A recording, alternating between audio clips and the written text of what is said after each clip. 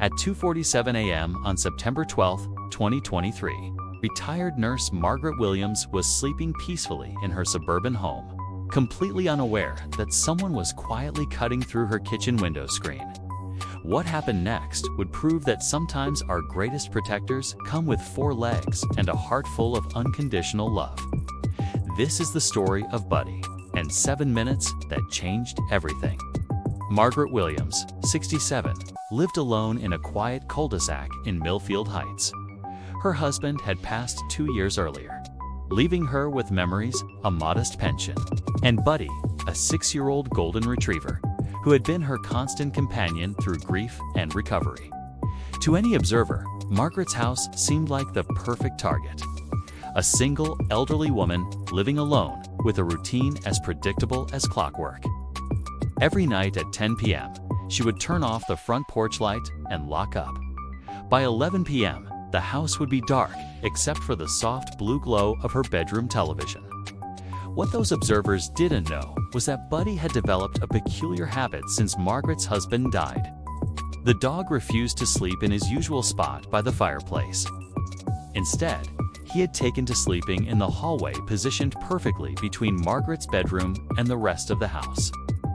Margaret thought it was separation anxiety. The veterinarian called it protective behavior. Neither of them realized just how protective Buddy was about to become. Kevin Nash had been watching Margaret's house for 3 weeks. A career burglar with a drug habit and mounting debts, he had studied her patterns, her neighbors' schedules, even the patrol routes of local police. He knew she kept her late husband's coin collection in the bedroom closet. He knew she lived alone. He knew she was vulnerable. What he didn't know was that Buddy had been watching him back. At 2:45 a.m., Nash made his move. He had disabled the motion sensor light in Margaret's backyard the night before. Now, dressed in dark clothing with his face covered, he approached the kitchen window he had been loosening for days. The screen gave way silently. The window slid open without a sound. As Nash slipped one leg through the window, Buddy's eyes opened in the hallway upstairs. The dog's head lifted, ears rotating like radar dishes, processing sounds no human could detect. Something was wrong. Something was very, very wrong. Nash was halfway through the window when Buddy rose to his feet, every muscle in his body tense. The golden retriever's usual gentle demeanor vanished, replaced by something primal and fierce. Buddy moved with a stealth that would have impressed any military handler. He padded silently down the stairs, his paws making no sound on the carpeted steps. Through the darkness, he could see the intruder's silhouette moving through Margaret's kitchen. Nash was rifling through Margaret's purse on the counter, looking for car keys, credit cards, anything valuable. He moved with practiced efficiency, his flashlight beam dancing across cabinets and drawers. He had no idea he was being watched.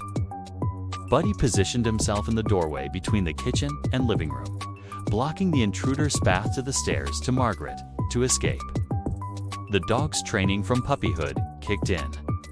Golden retrievers are bred to be gentle, but they're also bred to be intelligent, loyal, and protective of their family. The moment Nash turned toward the stairs, Buddy acted. But instead of barking and alerting the intruder to call for backup or flee, Buddy did something far more intelligent.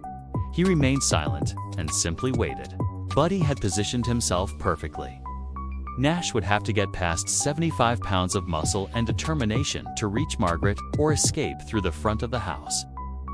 The back window was his only exit, but Buddy was hurting him, using techniques bred into his genetic memory. Nash finished in the kitchen and turned toward the stairs, cash from Margaret's purse stuffed in his pocket. That's when he saw them. 2 golden eyes reflecting his flashlight beam, watching him from the darkness. For a moment, neither moved. "Easy dog," Nash whispered, reaching slowly into his jacket. He had come prepared for a house alarm, locked doors, even nosy neighbors. He had not prepared for this. The moment Nash's hand moved toward his weapon, Buddy exploded into action. 75 pounds of golden retriever launched across the kitchen with a deep, thunderous bark that shook the windows. Nash stumbled backward, his flashlight flying across the room as Buddy knocked him against the counter. Upstairs, Margaret jolted awake to the sound of crashing dishes and Buddy's furious barking, a sound she had never heard from her gentle companion. Her bedside lamp revealed the time, 2:51 a.m. Someone was in her house. Instead of calling out or going downstairs, Margaret grabbed her phone and dialed 911, sparing her address and home invasion in progress before sliding under her bed, exactly as her late husband, a retired police officer, had taught her years ago. Downstairs, Nash was in full panic mode. Buddy had backed him against the kitchen window, his only escape route. But every time Nash tried to climb through, the dog would lunge, snapping and growling with protective fury. Officer Daniel Rodriguez was only 3 blocks away when the 911 call came through.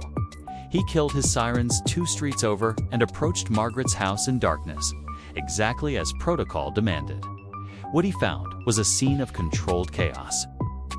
Through the kitchen window, his flashlight illuminated Nash trapped against the counter, frantically trying to escape while Buddy maintained his protective stance, barking commands that needed no translation.